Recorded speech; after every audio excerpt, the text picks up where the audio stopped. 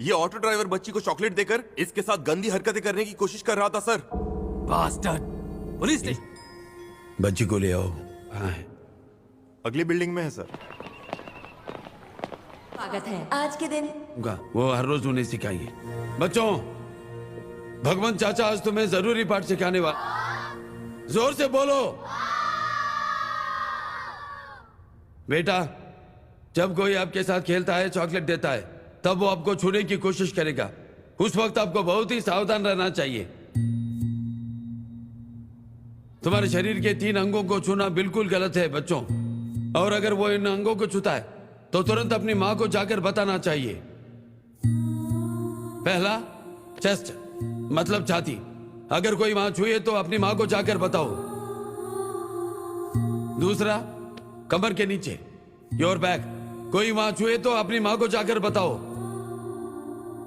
तीसरा, between the legs, पैरों के बीच में। अगर कोई मां हाथ लगाए तो बहुत ही गलत बात है। अगर वहां कोई छुए तो अपनी मां को जाकर बताओ।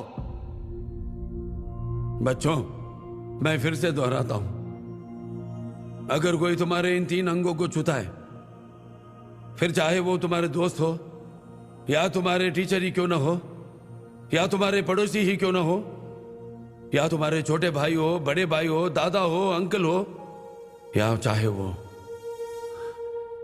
तुम्हारे पिता ही क्यों ना हो, अपनी मां को बताना। मां चुप नहीं रहेगी, वो नहीं सहेगी।